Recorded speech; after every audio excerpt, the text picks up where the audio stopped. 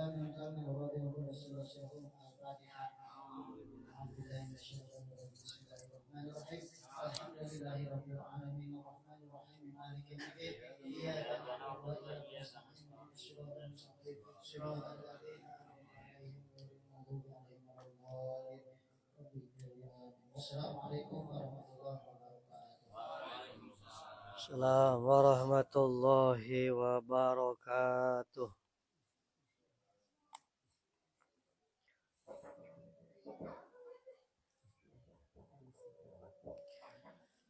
Assalamualaikum warahmatullahi wabarakatuh.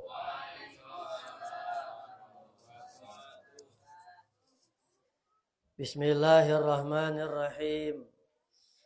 Alhamdulillahilladzi faddalana ala katsiri min ibadihil mu'minin biwasilati ruhul amin fi hadzal zaman. Syekhina wa mursyidina Syekh Muhammad Abdul Ghaus Saifullah Maslul Al-Kutub As-Samadani Al-Mahdi radhiyallahu anhu wal arda wa qaddasallahu surran nuran.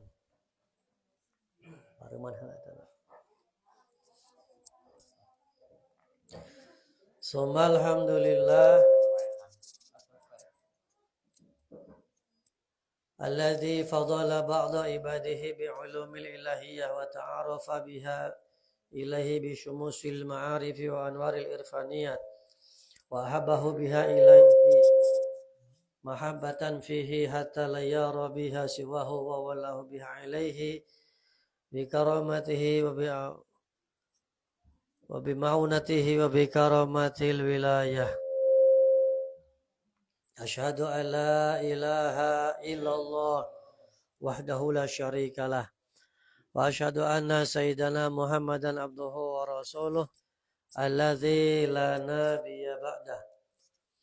Allahumma salli wa sallim wa barik ala sayyidina Muhammadin abdika wa nabika wa rasulika nabil amjad amma ba'du ila hadrati syekhina wa mursyidina Syekh Muhammad Abdul Ghaus Saifullah Maslul Al-Kutub As-Samadani Al-Mahdi radhiyallahu qaddasallahu surrah nafa'allahu bi ulumi sururihi wa barakatihi fi zalika khairu dunya wal akhirah khairu dunya wal akhirah khairu dunya wal akhirah kullu syai'in lillahul fatihah.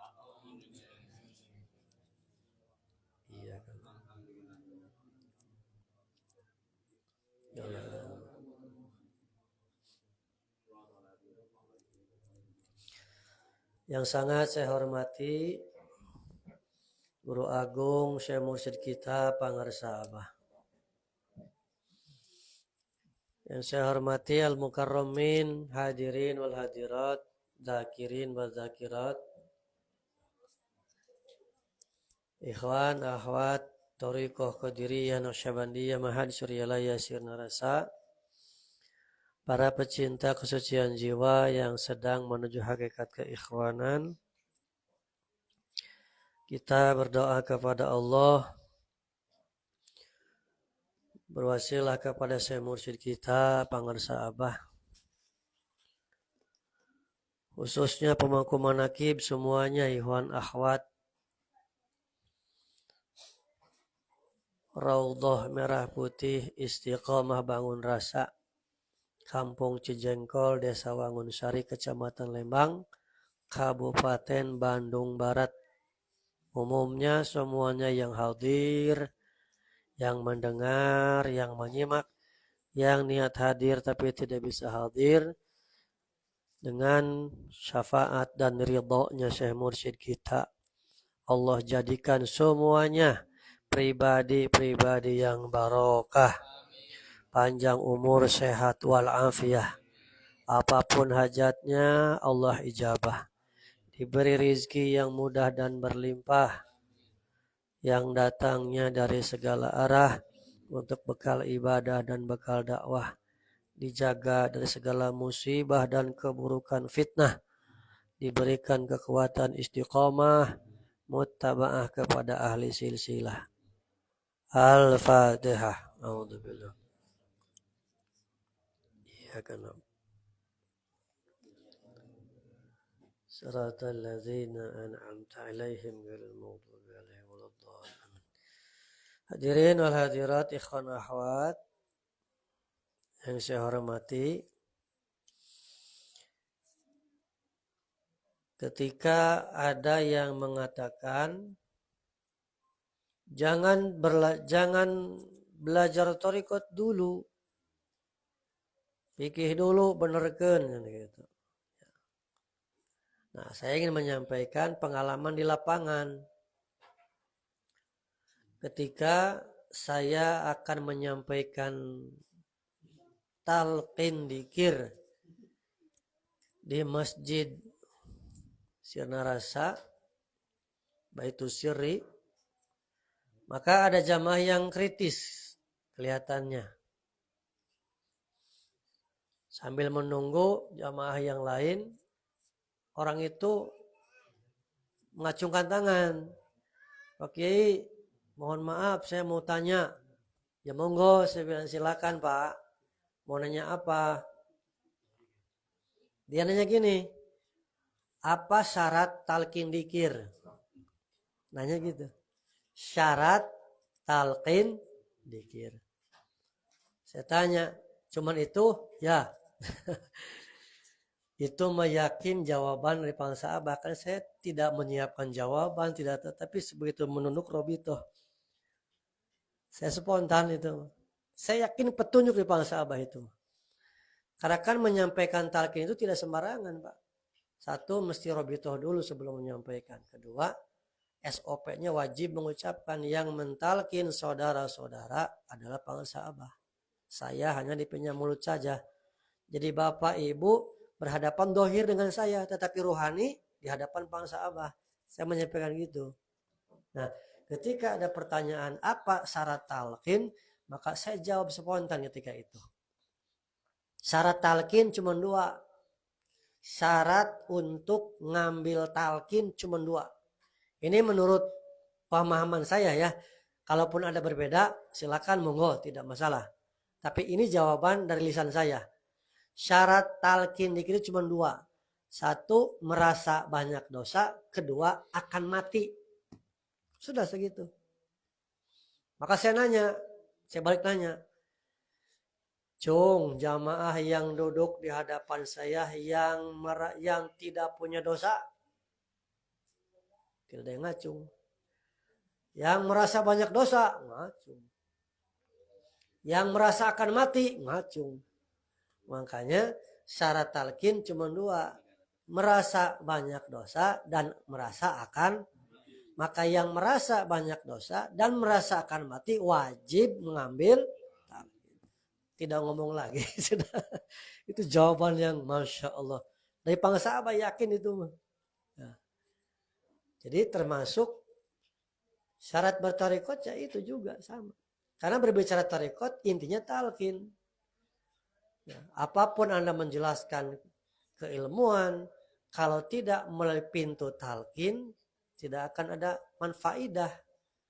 Kan kata Guru Agung Aba Anom dalam Miftah Sudur, wa kana dzikru la yufidu faidah tamatan ila bitalqin. Tidak memberikan manfaat yang paripurna dzikir yang apapun dzikirnya. Bil khusus kalimat la ilaha kalau tidak ditalqinkan. Makanya talqin adalah pintu masuk kita untuk belajar thariqah. Nah, tadi merasa banyak dosa. Jika kita merasa banyak dosa berdasarkan firman Allah. Surat An-Nisa itu surat nomor keempat ayat ke-64. Petunjuk dari Allahnya agar kita datang ke seseorang. Agar datang ke seseorang yang mampu memintakan ampunan kepada Allah. Dulu Rasulullah. Maka mukhatabnya ketika itu adalah Rasulullah. Nah sekarang mukhatabnya adalah Syekh Mursyid. Kan begini. A'udzubillahi minasyaitonirrajim. Bismillahirrahmanirrahim. Walau annahum idzalamu anfusahum ja'uka. Kan ada ka di situ. Domir ka di situ. Ya. Fastaghfarullaha wastaghfarullah lahum. Wastaghfara lahumur rasulu law lawazadahullaha tawaba rahima. Jadi petunjuk Allahnya itu kalau merasa banyak dosa, ya datang ke seseorang yang mampu memintakan ampun. Nah, ini petunjuk namanya. Makanya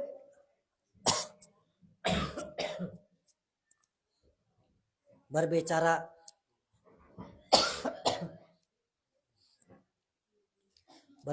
petunjuk itu kan mahal. Hidayah. Mohon maaf, minum dulu kering tenggorokannya.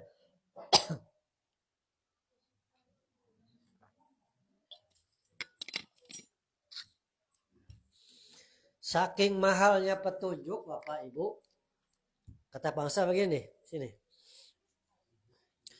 Di kitab Fadailus Suhur halaman 58. Wakila fi tafsir Sawi Ar-Rabi'u, dalam tafsir Sawi jilid keempat. Ruhul Jibrilu yahdi bihil billahi mayyasha min ibadihi wa yahdillahi linuri mayyasha. Wal hidayatu illa qalbi li qolabi la ila qolabi lil qalbi. Kata bangsa Abah membacakan dalam tafsir Sawi. Kalau di pesantren Pak, tafsir Sawi itu biasanya tafsir yang level kedua setelah tafsir Jalalain. Kalau yang pernah pesantren biasanya ketika ngaji tafsir yang pertama mesti Jalalain dulu. Tapi ini juga kembali ke pesantrennya. Yang saya alami dulu ketika di pondok, walaupun hanya 4 tahun gitu. Ngastrol, ngalong lah gitu. Tiap pagi setelah subuh teh pasti yang dibaca tafsir Jalalain dulu. Jadi tafsir Jalalain itu tafsir awal. Mau tidak mau harus itu wajib itu mah. Nah, setelah tafsir Jalalain biasanya naik tafsir Sawi, tafsir Jamal itu. Ibnu Katsir, tafsir Munir, macam-macam banyak kitab tafsir.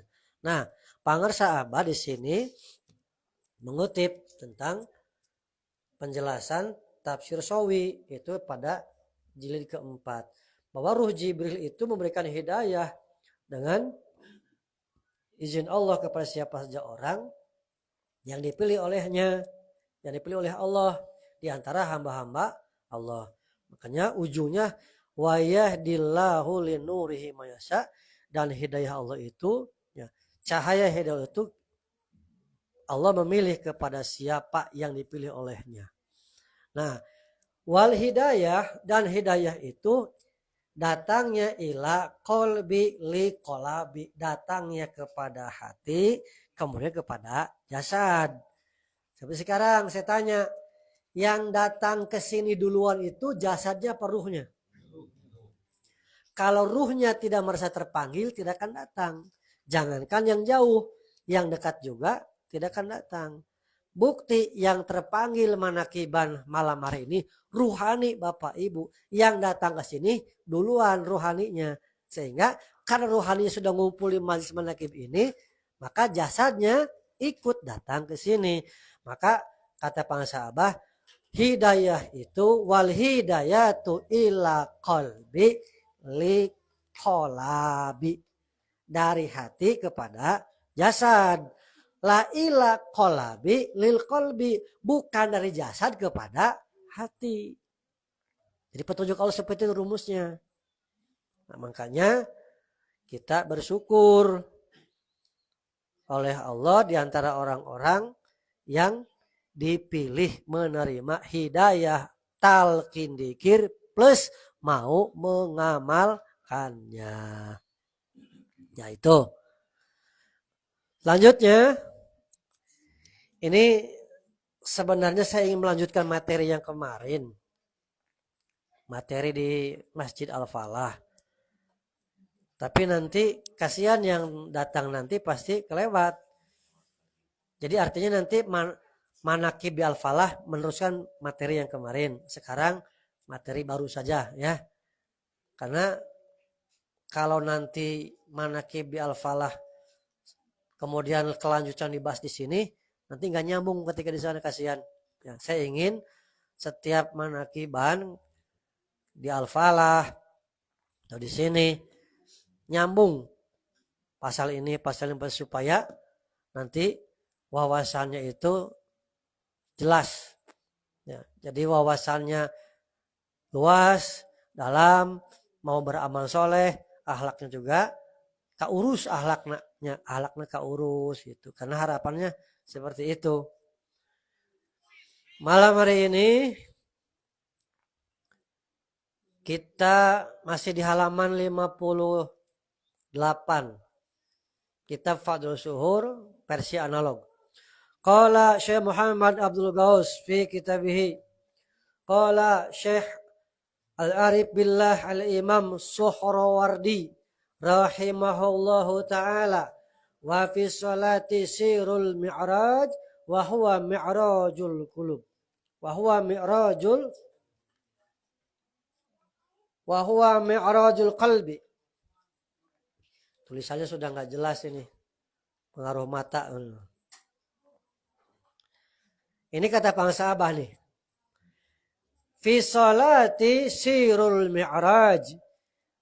Di dalam salat itu ada rahasia mi'raj.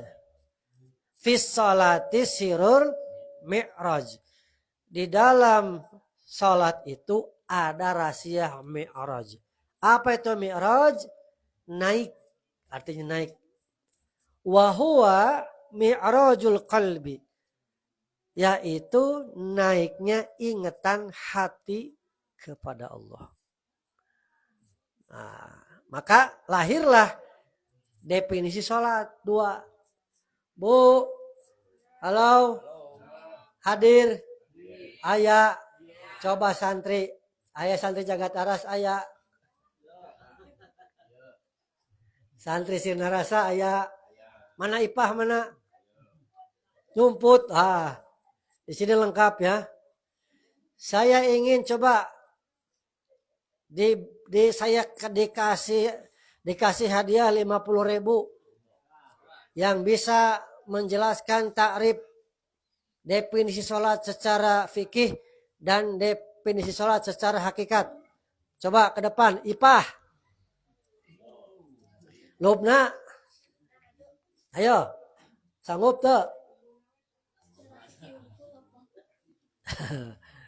Tidak berani. Bapak. Coba saya pengen dengar takrif sholat secara fikih dan takrif sholat secara hakikat. Cung. Ada. Yati ngacung. Fikih cek bahasa Arab benon. Bahasa Arabna. Apal. Nah, terjadi itu Nah, mempercepat waktu karena supaya jam 9:15 beres. Ya. Kalau sholat Bapak Ibu, kalau sholat hanya mengerjakannya atau sholatnya sholat peragaan saja, sholatnya tidak pergi kemana-mana. Yang dikatakan sholat itu adalah mi'rajnya orang yang beriman adalah sholat definisi secara hakikat. Sholat definisi secara fikih aqwalun wa af'alun wa muqtatamatun bitakbir wa muhtamatun bitaslim. Coba aqwalun wa af'alun wa muttatamatun bitakbir wa muhtamatun bitaslim.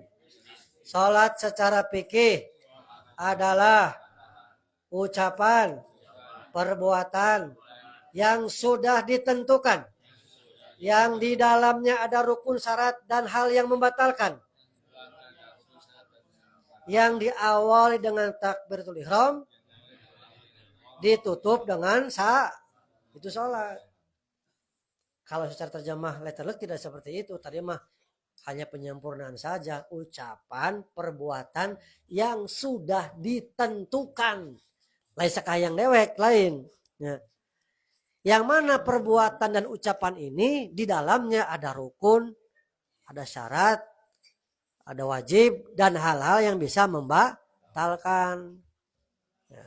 Yang diawali dengan takbiratul ihram, ditutup dengan ucapan salam. Sudah menjelaskan tentang itulah. Itu sholat secara fikih.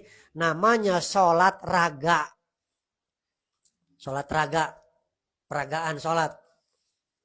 Tidak nyampe sholat itu mah. Sholat itu mah tidak sampai kemana-mana. Hanya di sajadah. Yang menjadikan sholat itu mi'raj adalah sholat secara hakikat. Apa itu? Munajatul qalbi wa mukalamatu sirri baina abdi wa rabbi. Itu sholat secara hakikat. Munajatnya hati. Apa itu munajat? Munajat. Ingat. Dikir. Dehus. Ya. Wa mukalamatu sirri. Dan komunikasinya sir. Komunikasi. Baina abdi wa rabbi, antara hamba dengan Rabbi, dengan Allah sang pencipta. Jadi sejatinya ketika kita Allahu Akbar, ruku sujudnya di sajadah, kita sedang komunikasi. Komunikasinya bagaimana? Hati kita berdenyut dzikir kepada. Jadi kalau hatinya sudah hidup dengan dzikir khofi, itulah yang dikatakan munajatu qalbi wa mukallamatu sirri baina abdi wa rabbi. Itulah yang dikatakan oleh Syekh Al-Arif Billah Al-Imam As-Suhrawardi di dalam kitab Awariful Ma'arif halaman 165 oleh Pangsaaba ditukil, disimpan dalam kitab Fadailus Suhur halaman 58. Kata Al-Imam As-Suhrawardi, fi sholati sirur mi'raj wa huwa mi'rajul qalbi. Tadi di dalam sholat ada rahasia alat untuk naik. Dan alat untuk naik ngadeheus. Ngadeheus ka Allah. Ternyata hate anu dikir ka Gusti. Nyambungnya. Nyambung. Nah. Kemudian pertanyaannya.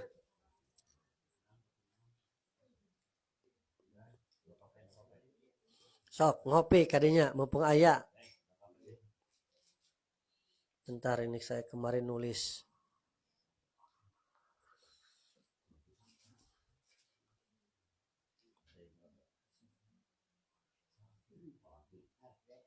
Nih. Bapak Ibu yang saya hormati,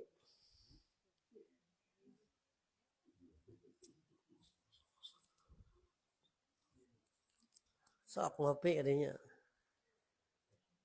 Begini, ketika kita kan mau tidak mau kita itu bersosialisasi ya di masyarakat. Bagi ikhwan yang sudah banyak mungkin bisa mengadakan sholat Jumat sendiri, mandiri maksudnya. Kalaupun ikhwannya belum banyak, bahkan ada yang kerja, ada yang usaha, pasti bergabung dengan umum. Maka niatkan saja dalam hati bergabung dengan umum itu niat untuk menyempurnakan. Karena begini, kalau mau berkaca atau mau memperhatikan surat Al-Baqarah 251, dalam hal ini Allah telah menyatakan firman-Nya, walaula daf'ullahin nasa ba'dahum bi ba'din la fasadatil ardu. Itu kalimat yang di garis bawahi yang saya menerima dari Pangsa Abah. Kata Pangsa Abah, Al-Baqarah 251. Gitu. Dibaca, oh ternyata kalimat yang ini yang menjadi stressingnya, yang mendapat penekanannya. Walaula daf'ullahi nasa ba'dahum bi ba'din la fasadatil ardi. Maka jikalau Allah tidak melindungi manusia dengan sebagian manusia lainnya, pastilah rusak permukaan bumi ini. Nah, sekarang berbicara gini. Mohon maaf. Orang-orang yang belum mendapatkan talqin, mohon maaf sekali. Terpaksa saya sebutkan. Walaupun tidak enak, tapi mesti tahu. Itu makom hatinya ada di makom yang paling bawah. Kalaupun dia yang paling tinggi, hanya di level keadaan hati yang kedua. Apa itu yang level paling bawah? Kondisi hatinya, walaupun jasadnya di masjid, tapi kondisi hatinya ada di makom rogibin. Rogib itu adalah ibadahnya tidak menghadap kepada Allah hatinya. Artinya ketika hatinya tidak menghadap kepada Allah, karena dia belum mendapatkan talqin, tidak tahu alat khusyuk, kolbunya masih lalai, kolbunya masih kesana sini, maka walaupun udeng-udengnya gede, udeng-udengnya, sorbannya panjang, janggotnya panjang, kalau hatinya belum bisa menghadap kepada Allah dikarenakan belum ditalqin, maka makom kolbunya di hadapan Allah makom raghibin. Jasadnya di sajadah menghadap ke arah kiblat secara keilmuan ya, dengan yakin, tetapi kolbunya tidak menghadap kepada Allah. Itu ragib. Dan orang yang kolbunya ragib pasti ibadahnya rusak. Mohon maaf. Ibadahnya rusak. Maka kalau berlandaskan surat Al-Baqarah 251 ini, artinya Allah melindungi sebagai manusia dengan manusia yang lain. Karena kalau tidak dilindungi dengan manusia golongan yang ini, pasti rusak ini ibadah-ibadah tersebut. Maka ketika Bapak Ibu bergabung, ya kita kan hidup bermasyarakat, tidak bisa kita. Pasti mesti bermasyarakat. Niatkan saja untuk menyempurnakan. Niat menyempurnakan kekurangan. Karena mereka tidak tahu. Bukan tidak tahu. Sudah dikasih tahu, tapi pura-pura tidak tahu. Bahkan tidak mau tahu. Padahal itu rusak. Kenapa? Tadi, kalau kata Tuan Syekh Abdul Qadir, rusak agamanya. Nah, itu makom rogibin. Ibadahnya, kolbunya, tenyang harap ke Allah teh. Gitu. Bahkan, saya menjelaskan di Masjid Agung Cimahi, termasuk yang menjadi penyebab kerusakan di muka bumi ini adalah bi'alimin rogibin. Orang-orang alim, tapi hatinya tidak menghadap kepada Allah. Ini yang rusak. Kalau kiainya rusak, bagaimana masyarakatnya? Bagaimana santrinya? Bagaimana jamaahnya? Maka tugas kita menyampaikan dengan bahasa masing-masing. Ya. Kata Tuan Syekh Abdul Qadir Jailani, ya, dikatakan dalam kitab Fathur Rabbani wa Faidur Rahmani. Saya punya kitab ini dalam versi terjemah. Dikasih oleh waktu itu saudara kita yang mereka aktif di Jamaah Khuruj, yang beliau sedang mengambil program doktor di ITB. Aslinya beliau adalah orang Makassar. Ketika saya masih di Garmana dulu, beliau silaturahim. Setelah saya ngisi khutbah di Masjid Baitur Rahim, Saya diminta untuk ke rumahnya. Beliau mengatakan, Pak Ustadz, mohon datang ke rumah saya ingin sholat, ingin disinggahi, saya singgah ke sana. Beliau ngomong, saya sebentar lagi mau lulus karena melalui program doktoral 3 tahun kan di ITB. Asli saya Makassar katanya Pak. Ini supaya saya mendapatkan kebaikan, saya kasih Ustadz katanya, ini kitab. Namanya kitab Fathur Rabbani wa Faidur Rahman. Tebal segini, tapi sudah versi terjemah. Nah di situ dijelaskan ada. Nah saya punya versi bahasa Arabnya. Nah ini catatannya. Ketemu bahasa Arab sekarang ada. Nah, sekarang gampang Pak. Asal tahu linknya. Nanti buka kitab-kitab bahasa Arab itu banyak semuanya. Tapi dalam versi PDF. Banyak. Kata Tuhan Syekh begini. Dahabudin nukum bi arbatin asya'a. Bahwa hilangnya agama itu hilang dalam arti rusak agama itu. Agama kamu sekalian biar batu asya'a dikarenakan disebabkan oleh 4 perkara. 1. Antum la ta'maluna bima ta'lamun. Kamu atau engkau tidak mengamalkan apa-apa yang telah kamu ketahui. Gitu. Jadi hanya teori hungkul. Jadi ngomong ke kabatur sorangan itu. Sehingga kabatur dikirnya mesti banyak. Mesti mau sedekah sorangan itu. Jadi ngamal. Anjen teu ngamalkeun naon kamu tidak mengamalkan apa-apa yang telah kamu ketahui. Teu ngamalkeun eta mah. Nu kadua, antum ta'maluna bima la ta'lamun. Kamu mengamalkan sesuatu yang tidak tahu ilmunya.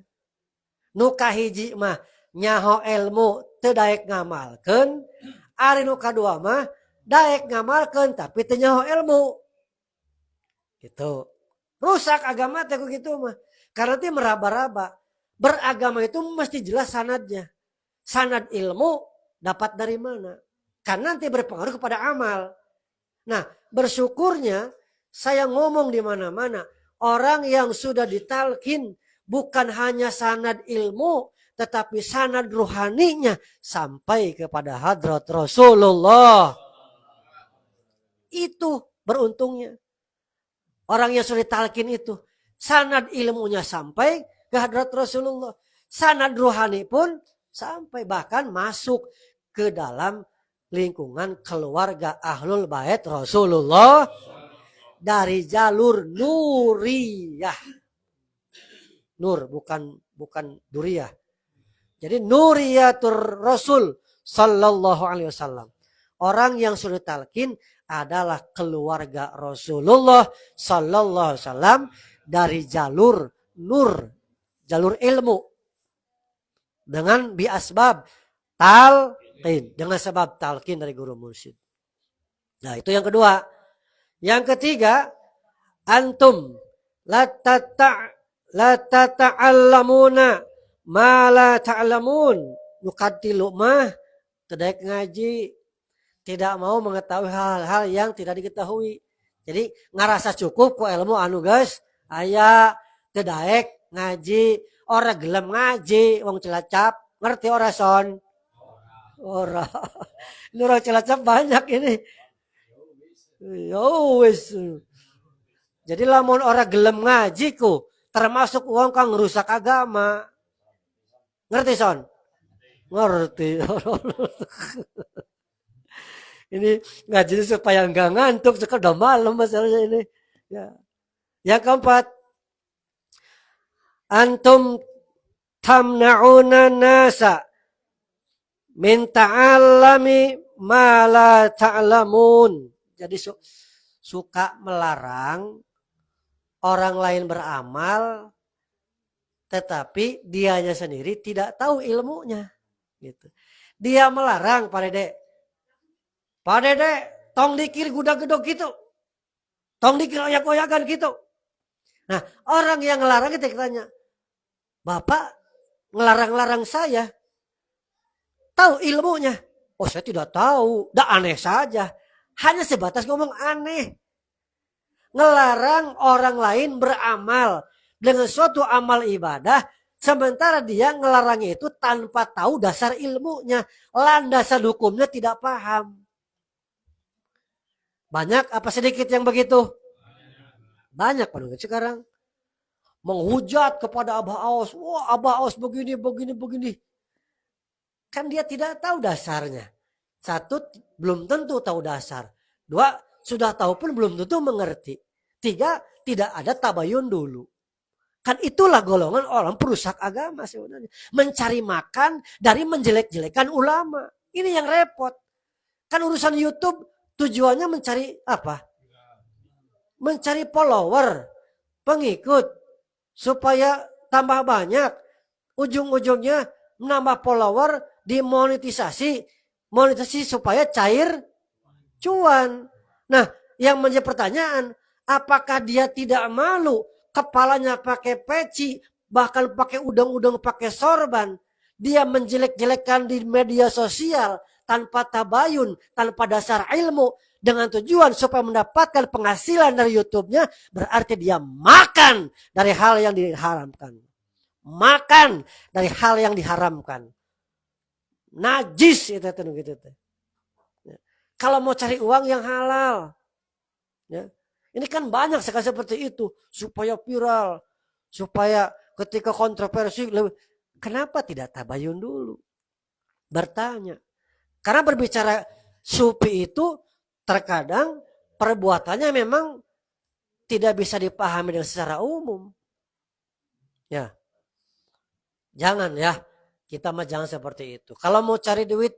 Sekarang eranya memang media sosial, YouTube, tapi silakan, mesti yang baik-baik ya. Seperti sekarang ini di shoot ini, di shoot nanti dinaikkan ke YouTube ini. Ya, saya suka terus mengingatkan, kalaupun mau cari uang, carilah cara yang baik, ya. Karena kalaupun uang itu Anda dapatkan dari hal yang tidak baik, mah sudah haram. Bihukmiyah secara hukum. Nah, ya. Tadi kembali kepada tadi bahwa orang yang belum ditalkin ketika dia sholat berjamaah pasti kolbunya pergi kemana-mana, maka kata ulama dia ada di makom yang paling bawah disebut rogibin. Jasadnya di sajadah tapi kolbunya tidak menghadap kepada Allah. Paling banter. Kalaupun dia misalnya tidak ada ria, tidak ada, pokoknya seluruh rangkaian tahapan ibadahnya baik saja. Paling naik di level kedua yaitu makom abidin. Abidin itu makom ibadah seseorang yang mengharapkan selamat di akhirat. Tapi kolbunya tetap tidak menghadap kepada Allah. Nah, ketika kita ada keinginan dalam hati, ya Allah, bagaimana cara ibadah supaya saya diterima? Kan kata ulama begitu. Kalau ibadahnya ingin diterima, satu, syaratnya mesti mabrur, makjur, makbul. Ibadah yang mabrur belum tentu makjur, belum tentu makbul. Tapi ibadah yang makbul, yang diterima, pasti ibadahnya mabrur, ibadahnya ma'jur. Ma'jur itu bernilai, punya nilai. Berarti berbicara nilai, dia tauhidnya benar. Berbicara mabrur, berarti fikihnya benar. Tidak melakukan hal-hal yang membatalkan. Tidak melakukan hal-hal yang dilarang dalam kaifiat ibadah. Makanya ada istilah ubudiyah, ibadah, ubudiyah, abudah. Itu lebih dalam lagi lah. Ya, ibadah, cacat ibadah berarti cacat fikihnya. Cacat ubudiyah, cacat di dalam tauhidnya. Cacat abudah, cacat ubudiyah, cacat ibadah, cacat secara fikih, cacat abudah secara tauhid, cacat ubudiyah secara tasawufnya. Contoh begini, sholat tidak boleh melakukan gerakan lebih dari 3 kali secara berturut-turut. Kalau dilakukan berarti batal sholatnya. itu dikatakan cacat ibadah. Cacat ibadahnya, cacat pikirnya. Atau ketika sholat di gigi nempel biji kopi atau daging, peda tadi makan jeung daging lebar di apa sama lidah di gini. Lalu kemudian sisa daging di gigi ini ditelan. Orang tahu tidak kita nelan sisa daging di gigi? Tidak tahu, tetapi Allah Maha tahu. Maka sholat dia ketika begini ada daging dilelap, dia ditelan, sholatnya batal. Maka bagaimana solusinya? Dari bangsa Abah ketika di gigi nempel, kerasa di benang ya, benang, diludahkan ke kiri, gitu. Ke kiri, jangan ke kanan. Kalau ada di gigi nempel daging atau tahu, ya, atau kopi, sok nempel pada di gigi teh, tata lampu kesel teh, kerasa tah, langsung ke kiri. Kalau ditelan batal. Nah, itu berarti cacat. Kalau melakukan itu cacat fikihnya, cacat ibadahnya. Cacat abudah. Cacat abudah, tauhidnya ngaco. Tauhidnya ngaco. Dia tidak paham tentang apa tauhid i'tiqadi biwahdaniyah. Jadi ketika dia tauhidnya benar, berarti betul-betul hatinya itu yang harap ke Allah. Cacat ubudiyah. Cacat ubudiyah itu sholat karena era kumi toha. Dikir daek karena era kumi toha. Nonde era ayah si bapak daek dikir. Tah dikirna teh secara tasawuf cacat itu teh. Berarti paniatanana ibadah teh lain karena Allah tapi karena era. Kita sebut cacat ubudiyah. Jadi cacat ibadah, cacat abudah, cacat cacat fikihnya, cacat tauhidnya, cacat tasawufnya. Maka fikih, tauhid, tasawuf digabungkan di dalam talqin. Orang yang sudah talqin berarti dia memperbaiki fikihnya, memperbaiki tauhidnya, memperbaiki tasawufnya. Di situ pentingnya talqin teh. Ya. Sok ayeuna Allahu Akbar hidup hatinya. Betul. Hidup hatinya. Termasuk niat. Ini wajah tuh wajhiya lillazi fatara sama kata fikih. Ini wajah tuh pertanyaannya naon yang harapna? Apa yang menghadapnya? Wajah yang mana? Kalau tidak punya talqin tidak bisa. Maka solusinya dengan talqin ketika mengatakan fisik lisan Allahu Akbar ini wajah tu wajhiya. Hakikat wajah ini dikir hopi. Jadi pikihna diberesan, tauhidna diberesan, ya. Terus tasawufna oge dengan talqin. Makanya kalau tidak talqin paling banter, paling tinggi makom kolbunya di kedua. Dari rogibin naik ke abidin. Yang ketiga tadi apa? Yang ketiga muridin. Sudah mulai ada keinginan kumahanya ibadah yang nyampe datang. Kalau dia melangkahkan kaki, ikhtiar mendatangi ahli talqin, berarti dia makom salikin. Dia istiqomah setelah talqin, melatih kolbunya, mengistiqomahkan dikir lisannya, mengistiqomahkan amaliyah yaumiyahnya hariannya, maka naik dari salikin menjadi wasilin. Orang yang diusulkan. Usul. Naik. Karena orang wasil itu kan 3 cirinya. Ruju'ihim ilallah, suglihim billah, himahum, cita-citanya hanya Allah, kembalinya kepada Allah, disibukkan dengan Allah. Hanya 3 itu cirinya. Yang saya baca dari kitab ini. Nah, tentang wasilin tadi tidak akan seorang murid thariqah usul kepada Allah dengan sendirinya. Melainkan seorang murid thariqah itu wusul kepada Allah diwusulkan oleh syekh mursyidnya.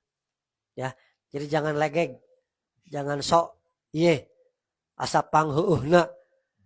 Maka ulah poho ngaji. Jangan menyepelekan ngaji. Supaya tahu bertarekat itu bagaimana. Dari salikin, wasilin, arifin, kemudian muqarrabin. Ahlil muqarrabin pasti Syekh Mursyid. Pasti.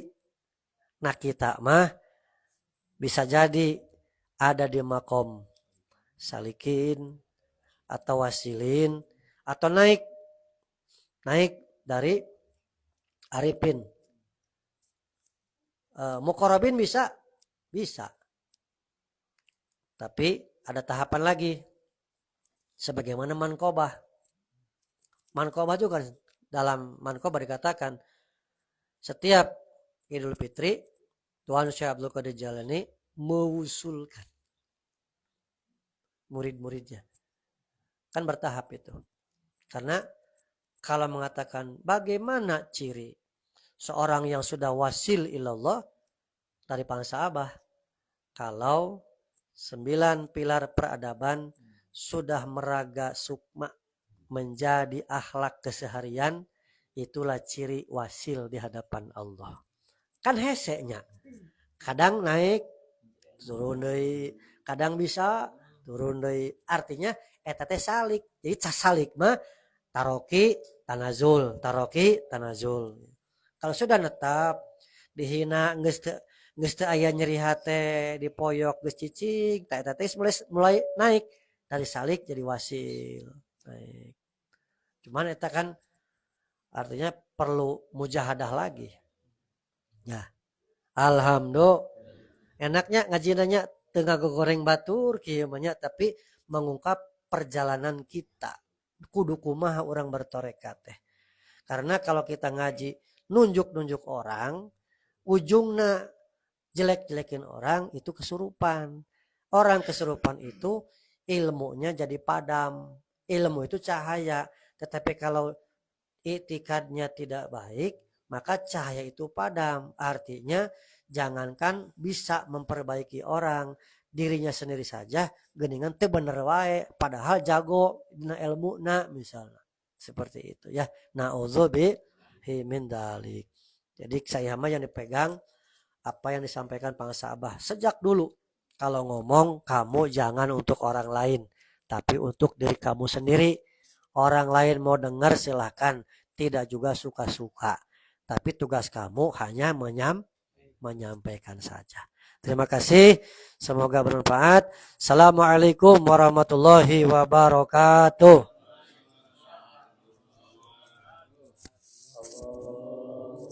Allahumma sholli ala Muhammad